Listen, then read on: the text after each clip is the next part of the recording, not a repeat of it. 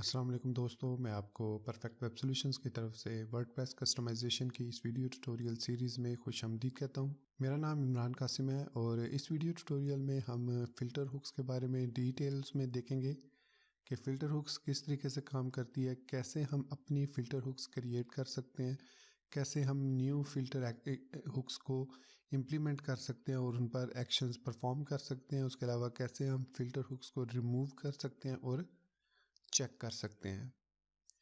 तो मैं उम्मीद करता हूँ कि आप मेरे इस वीडियो ट्यूटोरियल को एंड तक देखेंगे और इसको लाइक भी करेंगे। इसके अलावा अगर आप हमारे इस चैनल परफेक्ट वेब सॉल्यूशंस पर न्यू हैं तो इसको सब्सक्राइब करते हुए साथ में मौजूद बेल के आइकन को प्रेस करते हुए ऑल नोटिफिकेशंस को ऑन कर लीजिएगा ताकि आने वाले वर्डप्रेस कस्टमाइजेशन के वीडियो ट्यूटोरियल्स की अपडेट्स आपको मिलती रहें। Thank you very much. तो चलिए शुरू करते हैं आज के इस वर्डप्रेस कस्टमाइजेशन के वीडियो ट्यूटोरियल को।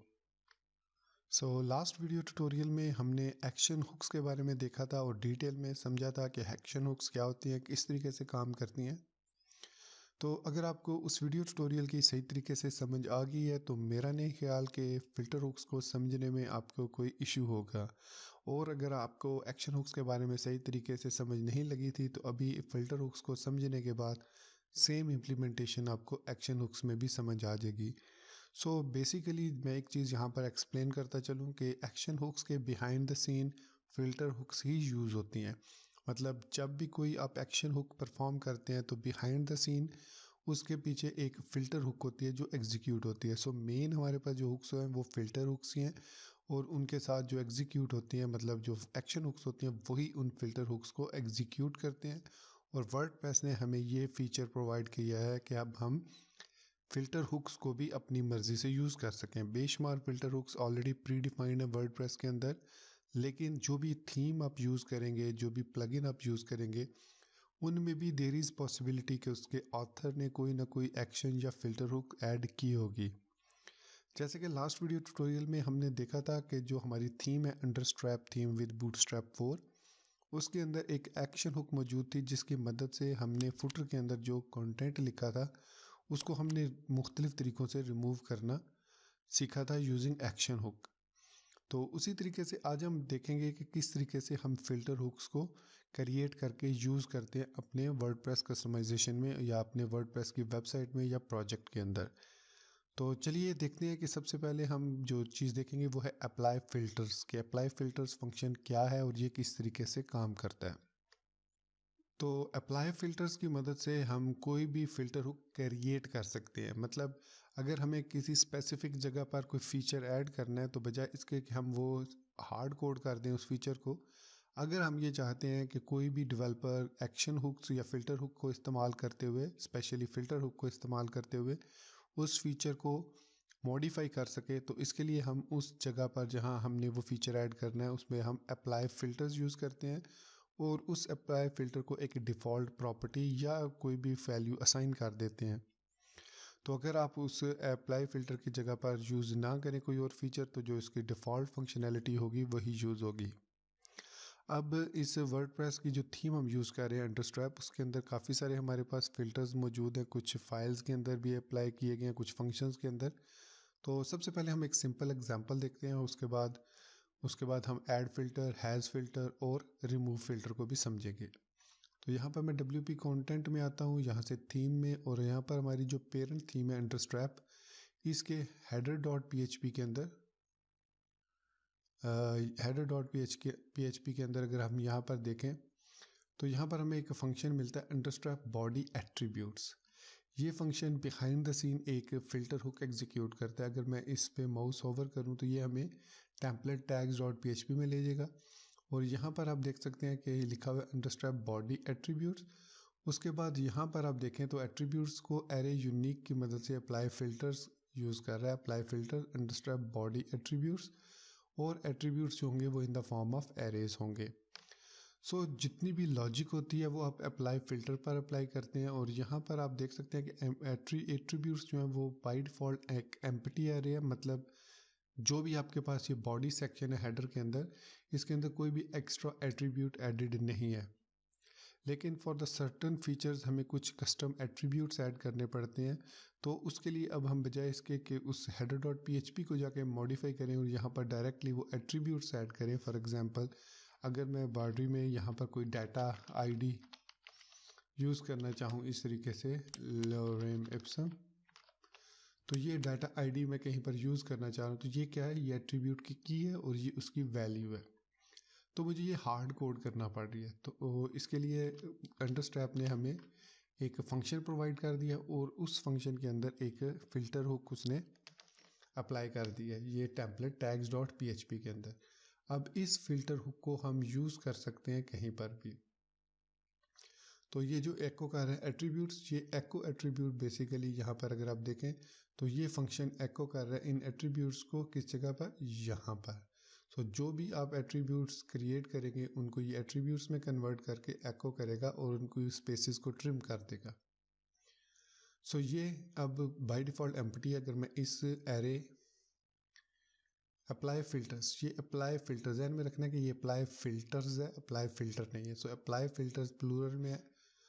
सो अप्लाई फ़िल्टर्स की मदद से हम कोई भी फ़िल्टर अप्लाई कर सकते हैं और इसको जहाँ पर भी यूज़ करना चाहें वो हम यूज़ कर सकते हैं। अब जो भी हम इस अप्लाई फ़िल्टर के अंदर इस अंडरस्टैप बॉडी एट्रीब्यूट फ़िल्टर के अंदर कोई भी एरे ऐड करेंगे तो वो इस एट्रीब्यूट्स के वैल्यू में ऑटोमेटिकली हमारे पास सेव हो जाएगा और उसके बाद हम उसको जहाँ पर भी मूव करना चाहें मूव कर सकते हैं। सो अप्लाई फ़िल्टर किस लिए यूज़ होता है, टू क्रिएट फ़िल्टर हुक। ये फ़िल्टर हुक को क्रिएट करने के लिए यूज़ होता है। इसका जो सेकंड पैरामीटर होता है वो कोई भी स्ट्रिंग हो सकता है, कोई इंटीजर हो सकता है, कोई एरे हो सकता है, कोई ऑब्जेक्ट हो सकता है या कोई कॉल बैक फंक्शन भी हो सकता है जो कोई ना कोई स्ट्रिंग, एरे या फिर कोई वैल्यू रिटर्न करता हो। सो होपफुली अप्लाई फ़िल्टर्स के बारे में आपको समझ लग गई होगी। सो अप्लाई फ़िल्टर्स की मदद से अगर हम फ़िल्टर्स को अप्लाई कर सकते हैं तो ऐड फ़िल्टर की मदद से हम फ़िल्टर्स को मॉडिफाई कर सकते हैं या एक्सटेंड कर सकते हैं बहुत ही आसानी के साथ। सो अगर आप बाय डिफ़ॉल्ट यहाँ पर मैं एक जस्ट टू एक्सप्लेन करने के लिए मैं यहाँ पर एक एट्रीब्यूट ऐड करता हूँ इस तरीके से डाटा आईडी, जिसकी एग्जांपल अभी मैंने दी थी और इसकी वैल्यू होगी lorem ipsum। ठीक हो गया। अब ये जो हम अप्लाई फ़िल्टर्स के अंदर हमने ये एरे पास किया है ये ऑटोमेटिकली इस ATTS को असाइन हो जाएगा। सो यहाँ पर भी हम ATTS इज इक्वल टू लिख रहे हैं तो ये इस एट्रीब्यूट्स के साथ ये पेस्ट हो जाएगा। उसके बाद ये जो लॉजिक है कि if is not is array attributes और एम्प्टी एट्रीब्यूट्स तो रिटर्न हो जाए यहीं से, अदरवाइज एट्रीब्यूट्स को एक एम्प्टी स्ट्रिंग असाइन करें, फिर for each attribute as name value. तो जितने भी आपने एट्रीब्यूट्स लिए हैं उनके नेम को वो ये की को नेम लेगा और वैल्यू को एज अ वैल्यू लेगा और फिर इफ़ वैल्यू उसमें कोई वैल्यू है so attribute dot equal to sanitize key equal to ये देखिए इक्वल साइन ऐड करेगा। तो ये बेसिकली इस डाटा आईडी को कन्वर्ट कर देगा कुछ इस तरीके से, data ID is equal to lorem ipsum। ये जो लॉजिक यहाँ से ये यहाँ तक बिल्ड हुई है और फिर ये चूंकि एक स्ट्रिंग होगा तो उसको यहाँ पर वो एको कर देगा। सो ये मैंने इसको सेव किया। अब मैं फ्रंट एंड पे आता हूँ और यहाँ पर मैं विज़िट करता हूँ साइट को न्यू टैब में।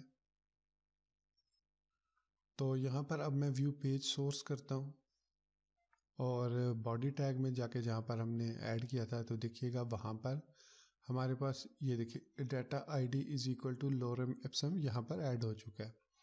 तो simply by adding this attribute inside this code, ये वाला, तो हमने उसको अचीव कर लिया। अब यही चीज़ अगर हम अचीव करना चाहें ऐड फिल्टर की जगह की मदद से तो मैं इसको कंट्रोल Z कर देता हूँ ताकि ये सारी क्लीन हो जाए। उसके बाद मैं अपनी चाइल्ड थीम में आऊँगा क्योंकि पेरेंट थीम में हमने कोई चेंज नहीं करनी। वर्डप्रेस कस्टमाइजेशन का पहला रूल यही है कि कभी भी आप पेरेंट थीम में चेंजेस मत कीजिए। सो अब मैं आऊँगा यहाँ पर इसके अंदर चाइल्ड थीम में और इस कोड को मैं कॉपी कर लेता हूँ जो अप्लाई फ़िल्टर हुक का नेम है या टैग है और functions.php के अंदर यहाँ पर ऐड फिल्टर में यूज़ करूँगा। सो अब मैं यूज़ करूँगा ऐड फ़िल्टर। अब ये ध्यान में रखिएगा कि ये फ़िल्टर्स नहीं है, ऐड फिल्टर है। सो इसके अंदर मैंने पेस्ट किया और यहाँ पर अब ऐड फिल्टर में मस्ट है कि आप इसको कॉल बैक फंक्शन दें क्यों, ये देखिए मैं इसको ओपन करता हूँ ऐड फिल्टर को, तो इसमें टैग नेम होता है, फिर फंक्शन टू ऐड होता है, और फिर प्रायोरिटी होती है, और फिर उसके बाद एक्सपेक्टेड नंबर ऑफ आर्गूमेंट्स हमें बताना होते हैं कितने इसके आर्ग्यूमेंट्स हैं, right. So by default array है इसमें, तो यहाँ पर कोई भी उसमें एरे आर्गूमेंट्स नहीं है, तो मैं यहाँ पर इसका जो ऐड करूँगा उसको लिखूँगा मैं कुछ इस तरीके से, under strap underscore add body attributes. So ये मैंने फंक्शन नेम लिखा, प्रायोरिटी में वहाँ पर भी 10 है, तो यहाँ पर मैं बल्कि यहाँ पर मैं 11 दे देता हूँ, ये 10 जो भी है अपने देनी है वो दे लें, और इसको मैं सेमीकोलन लगाता हूँ। और अब इस फंक्शन को हमने क्रिएट करना है, तो यहाँ पर मैं नीचे फंक्शन लिखूँगा और उसके बाद मैं इसको पेस्ट कर दूँगा, और यहाँ पर सिंपली अब हमें रिटर्न करना है एक एरे। सो यहाँ पर मैं ये एरे बनाऊँगा, और अब इस एरे के अंदर जो भी हमें वैल्यूज़ ऐड करनी है, जैसे data val is equal to dummy text, और सॉरी माय मिस्टेक, इसको भी सिंगल कोट या डबल कोट में हमने मस्ट लिखना है, क्योंकि हम एरे की वैल्यू पेयर दे रहे हैं। तो यहाँ पर ये इस तरीके से आएगा, और जहाँ पर कॉमा आएगा, फिर यहाँ पर डाटा आईडी। तो इस तरीके से जितने भी आपने एट्रीब्यूट ऐड करने हैं वो आप यहाँ पर ऐड करेंगे। सो लोरेम इप्सम, सिंपल, ये इसका फिल्टर ऐड हो गया। तो इसमें मस्ट है कि आप वैल्यूज़ को रिटर्न करें, चाहे इन द फॉर्म ऑफ एरे है, चाहे इन द फॉर्म ऑफ जो भी स्ट्रिंग या न्यूमेरिक वैल्यू है। इस ये लिखा, इसको मैंने सेव कर दिया। अब मैं वापस ब्राउज़र में आता हूँ और इसको एक दफ़ा फिर रीलोड करता हूँ। व्यू पेज सोर्स को मैं रीलोड कर रहा हूँ, ताकि यहाँ पर आई थिंक अगर मैं इसको भी रीलोड कर देता हूँ तो ये हमारे पास रीलोड हो चुका है। और यहाँ पर आप देखें तो data val is equal to dummy text, data ID is equal to lorem ipsum successfully add हो चुका है। अब ये हमने ऐड किया है यूजिंग चाइल्ड थीम, मतलब हमने पेरेंट थीम में ऐड कुछ भी नहीं किया, बल्कि चाइल्ड थीम के फंक्शंस अंडरस्ट्रैप की मदद से हमने इसको ऐड कर दिया। अब सपोज़ मैं इसके साथ ऐड फिल्टर एक और लिख लेता हूँ। सपोज़ कीजिए एक और फंक्शन मैंने लिखा, add understrap add more body attributes. So ये एक और फंक्शन है, और इसको प्रायोरिटी में 12 दे देता हूँ, राइट। उसके बाद यहाँ पर मैं इस फंक्शन को क्रिएट करता हूँ। अब जो चीज़ समझनी है आपने वो ज़रा गौर कीजिएगा, यहाँ पर बहुत इंपॉर्टेंट चीज़ मैं आपको समझाने लगा हूँ। यहाँ पर अब मैं रिटर्न करता हूँ एरे अगेन, और इसको मैं दे देता हूँ डाटा एक्स्ट्रा। सो मैं लिखा डाटा एक्स्ट्रा, और इसकी वैल्यू जो लिखी मैंने वो लिख देता हूँ एक्स्ट्रा डाटा वैल्यू। जो भी लिखना चाहें आप लिख सकते हैं, जस्ट मैं ये एग्जांपल दे रहा हूँ। सेव किया इसको। अब ये 11 प्रायोरिटी के साथ है, और ये 12 मतलब 12 प्रायोरिटी के साथ है। ये दोनों सेम हुक्स यूज़ हो रही हैं, लेकिन फंक्शन यहाँ पर डिफरेंट है। अब होगा क्या, वो चीज़ आपने नोट करनी है कि जब मैं इसको व्यू पेज सोर्स को या इसको भी रीलोड करता हूँ और इसको भी रीलोड करता हूँ, तो आप चेक कीजिएगा कि प्रॉब्लम क्या होगी। यहाँ पर एक प्रॉब्लम आएगी हमें, और वो प्रॉब्लम हमने अंडरस्टैंड करनी है और समझनी है, ताकि हम उसको फ्यूचर में हैंडल कर सकें। तो देखिए आपको प्रॉब्लम नज़र आई होगी कि हमारी ये जो प्रीवियस दो की वैल्यूज़ थे, ये वाले जो दो की वैल्यूज़ थे, ये यहाँ पर नहीं आ रहे, बल्कि सिर्फ डाटा एक्स्ट्रा आ रहा है। सो ये हमें प्रॉब्लम है कि ये नहीं होना चाहिए। फ़िल्टर हुक्स का मतलब है कि जितने भी हम फ़िल्टर ऐड करें वो ऑटोमेटिकली अपेंड होने चाहिए, जबकि यहाँ क्या हो रहा है कि ये जब फ़िल्टर ऐड होता है पहले, फिर उसके बाद ये फ़िल्टर ख़त्म हो जाता है और उसकी जगह पर सिर्फ ये वाला अप्लाई होता है। तो यहाँ पर आती है बारी प्रायोरिटी के बाद डाटा एट्रीब्यूट्स की, कितने इसमें वैल्यूज़ हैं। तो एक है इसमें, और इसमें भी एक ही है। अब ये बाय डिफ़ॉल्ट यहाँ पर अगर आप गौर करें, हमारे जो हेडर डॉट PHP है इसके फंक्शंस में टेम्पलेट टैग में यहाँ पर एक एट्रीब्यूट लेयर है, ATTS is equal to array. So it means एक एट्रीब्यूट है जो एरे हमारे पास यहाँ पर पास होगा। सो इसको सेव करते हैं, तो इसका मतलब है कि यहाँ पर हमारे पास आएगा ATTS। तो वर्डप्रेस रिकमेंड करता है कि जो वैल्यू यहाँ पर पास हो रही है ATTS, यहाँ पर आप देख सकते हैं यही वैल्यू नेम आपने यहाँ पर भी यूज़ करना है। सो यहाँ पर भी हम ATTS करेंगे और यहाँ पर भी ATTS। अब इसको यूज़ कैसे करना है, हमने यहाँ पर लिखना है ATTS is equals to this. अगर हम ये करते हैं, इस तरीके से करते हैं, तो ये क्या करेगा, इसको ओवरराइड कर देगा। तो यहाँ पर अब हम इसको इस तरीके से यूज़ नहीं करेंगे, बल्कि इसका जो तरीका होगा वो ये है, ATTS इज इक्वल टू, और यहाँ पर हम इस डाटा वैल्यू को यहाँ से कट करेंगे और यहाँ पर पेस्ट कर देंगे, और इक्वल टू में हम यहाँ से ये डमी डाटा कट करके यहाँ पर पेस्ट कर देंगे इस तरीके से, और यहाँ पर सेमीकोलन, और इसी तरीके से यहाँ पर अगेन हम ATTS यूज़ करेंगे और इसके अंदर ये वाली वैल्यू इस तरीके से पास करेंगे in the form of equal sign, और यहाँ पर सेमीकोलन, और ये ख़त्म कर देंगे, और यहाँ पर फिर रिटर्न ATTS कर देंगे। सिंपल। तो हम क्या कर रहे हैं, हम इस ATTS वेरिएबल के अंदर इसको मूव कर, अब यही ATTS वेरिएबल यहाँ पर भी आया, तो यहाँ पर हम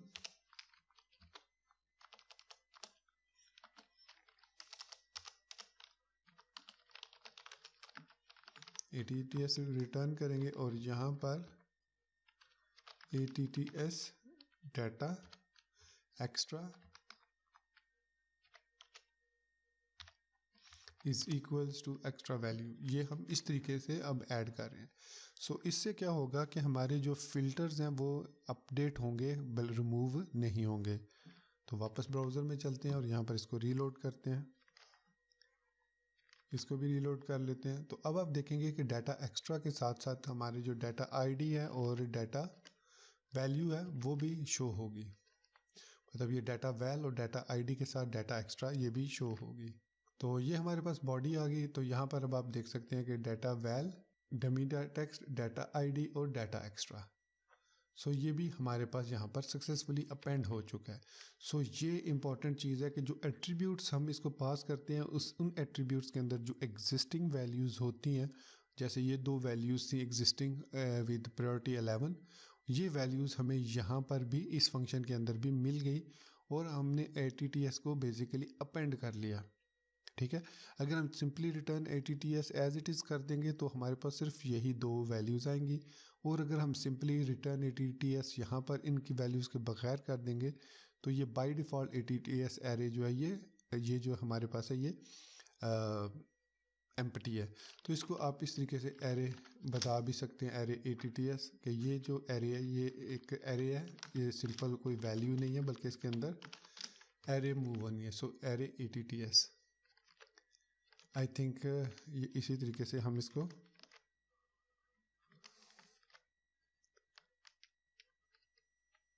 डिफाइन कर लेते हैं।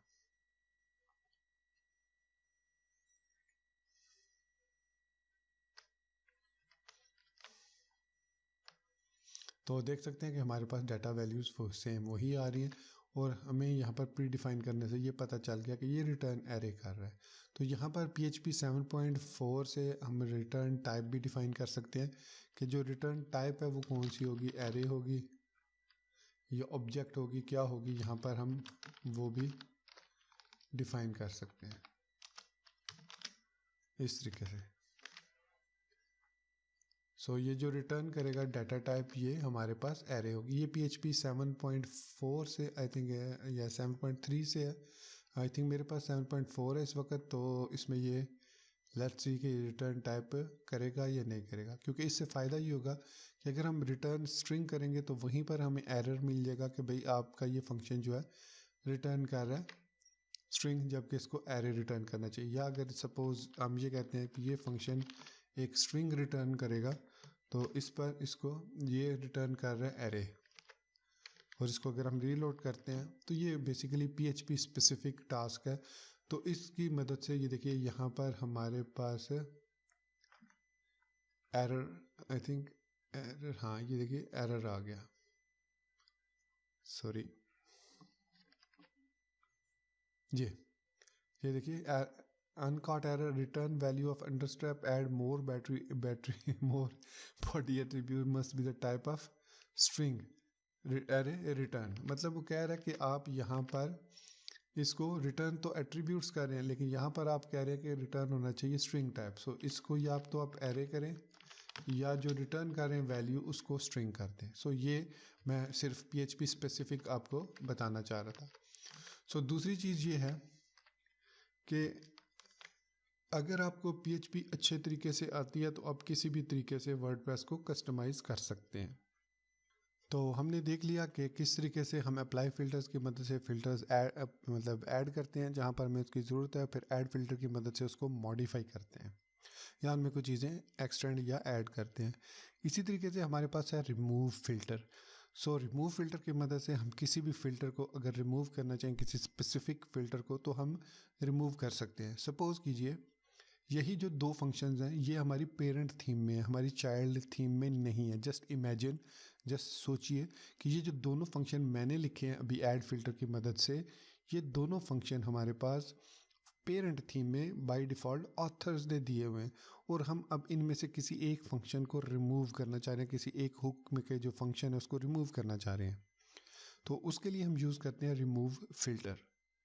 अब लास्ट वीडियो ट्यूटोरियल में हमने रिमूव एक्शन को देखा था और हमने ये समझा था कि ऐड एक्शन को अगर यूज़ करना है, सॉरी रिमूव एक्शन को अगर यूज़ करना है तो we must use add action first, और उसके अंदर उस कॉल बैक फंक्शन के अंदर हमें रिमूव एक्शन यूज़ करना है। जबकि रिमूव फ़िल्टर के लिए हमें ऐसा कुछ करने की ज़रूरत नहीं है, हम डायरेक्टली रिमूव फ़िल्टर को यूज़ कर सकते हैं।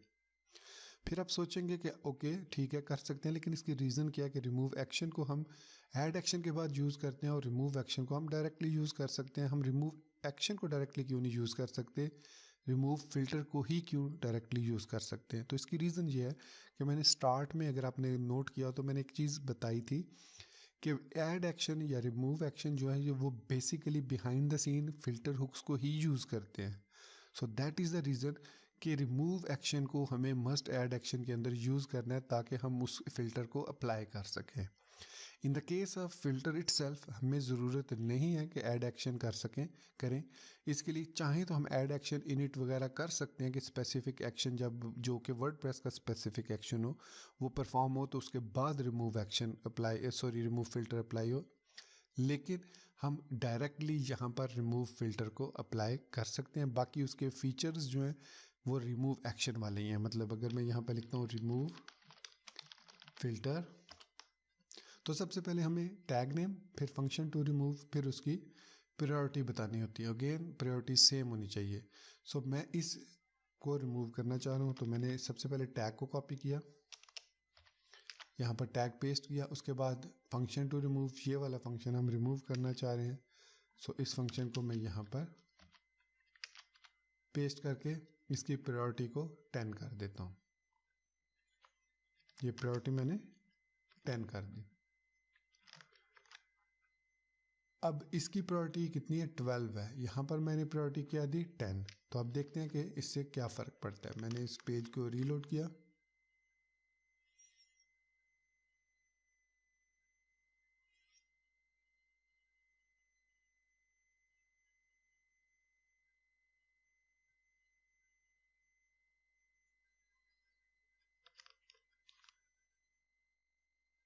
उसके बाद मैंने व्यू राइट क्लिक करके व्यू पेज सोर्स किया।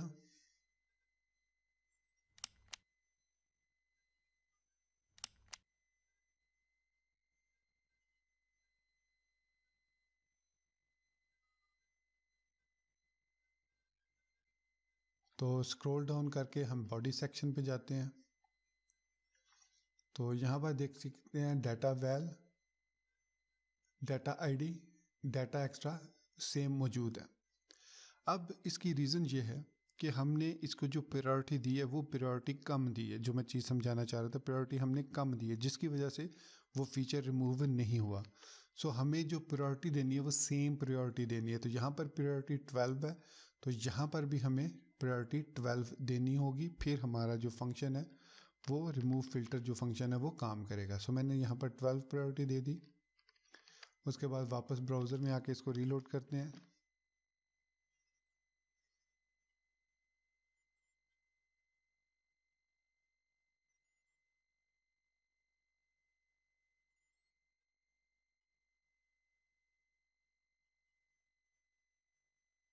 सो अब आपने देखा कि हमारे पास सिर्फ डाटा वैल और डाटा आईडी रह चुकी है। हमारे पास जो थर्ड वाला था डाटा एक्स्ट्रा वाला, ये वाला जो है ये रिमूव हो चुका है, क्योंकि हमने इसी कॉल बैक फंक्शन को रिमूव फिल्टर की मदद से रिमूव कर दिए। तो आपने देखा कि हमने रिमूव फिल्टर को किसी दूसरे फिल्टर के हुक के अंदर यूज़ नहीं किया, बल्कि हमने डायरेक्टली रिमूव फिल्टर को कॉल कर लिया। इसकी रीज़न अगेन इसकी रीज़न यही है कि बेसिकली एक्शन हुक भी फिल्टर हुक को यूज़ करते हैं। सो मेन हमारे पास फिल्टर हुक्स हैं, लेकिन हम एक्शन हुक्स को इसलिए यूज़ करते हैं ताकि किसी स्पेसिफिक जगह पर हम कोई फंक्शन परफॉर्म करना चाहते हैं तो उसके लिए हम एक्शन करते हैं यूज़, और अगर किसी प्री बिल्ट फंक्शन के अंदर कोई मॉडिफिकेशन करना चाहें तो उसके लिए हम फिल्टर हुक्स को यूज़ करते हैं। इसके बाद जो लास्ट फंक्शन है फिल्टर हुक के लिए वो है हैज़ फिल्टर। जिस तरीके से हमने लास्ट वीडियो ट्यूटोरियल में हैज़ एक्शन को देखा था कि हैज़ एक्शन देन वो इसको रन करे, इसी तरीके से अगर ये फंक्शन ये टैग मौजूद नहीं है तो इस फिल्टर हुक को एग्जीक्यूट ना करे, तो इसके लिए हम यूज़ करते हैं हैज़ फिल्टर को, और यहाँ पर हम इसको टैग पास कर देते हैं। सेकंड पैरामीटर पास करने की ज़रूरत नहीं है, वो बाय डिफ़ॉल्ट फॉल्स रहना चाहिए, फॉल्स ही रहने दें, कोई मसला नहीं है। सो हम यहाँ पर लिख सकते हैं इफ़ हैज़ फिल्टर देन जो भी आपने अप्लाई करना है या रिमूव करना है, जो भी करना है आपने, वो आप यहाँ पर कर सकते हैं। इवन आप इफ़ हैज़ फिल्टर की जगह पर इस ऐड फिल्टर को भी यूज़ कर सकते हैं। सो मैं यहाँ पर इसको भी कट करता हूँ और यहाँ पर पेस्ट कर देता हूँ इस तरीके से। सो हमने ऐड फिल्टर को भी इसी फिल्टर के अंदर ऐड कर दिया। सो मीन टू से अगर ये फिल्टर एग्जिस्ट करता है तो वो इन तीनों को एग्जीक्यूट करे। सो ये हैज़ फिल्टर सिंपली इस तरीके से हम कंडीशन चेक करने के लिए यूज़ करते हैं, just like as has action. तो उम्मीद करता हूँ कि हैज़ फिल्टर में आपको कोई प्रॉब्लम नहीं होगी। अगर स्टिल कोई आपको कन्फ्यूजन हो किसी भी फ़िल्टर हुक के बारे में तो do let me know in the comment section, क्योंकि मैं कंप्लीट जितनी भी हुक्स हैं वो सब की सब एक्सप्लेन नहीं कर सकता, अदरवाइज़ तो बहुत ज़्यादा लेंथी ये सीरीज़ हो जाएगी ईच एंड एवरी हुक को एक्सप्लेन करने में। तो मैं आपको सिर्फ ओवरव्यू दूंगा और उसके बाद जो इंपॉर्टेंट हुक्स हैं उनको हम यूज़ करके, या जहाँ पर हमें ज़रूरत पड़ेगी हम हुक्स को यूज़ करके अपना टारगेट अचीव करेंगे। तो मैं उम्मीद करता हूँ कि आपको मेरा वीडियो ट्यूटोरियल पसंद आया होगा, और अगर आपको कोई भी कन्फ्यूजन होगी तो आप मेरे social media network specially Instagram को ज्वाइन करके मुझसे वो क्वेश्चन पूछ सकते हैं। सो दोस्तों इसी बात के साथ मुझे इजाज़त दीजिए, मिलते हैं नेक्स्ट वीडियो ट्यूटोरियल में। टिल देन चैनल को सब्सक्राइब करना, वीडियो को लाइक और शेयर करना, बेल आइकन दबाना और ऑल नोटिफिकेशंस को ऑन करना बिल्कुल मत भूलिएगा। So guys, thank you very much for watching this video tutorial. Take care, goodbye, and Allah Hafiz.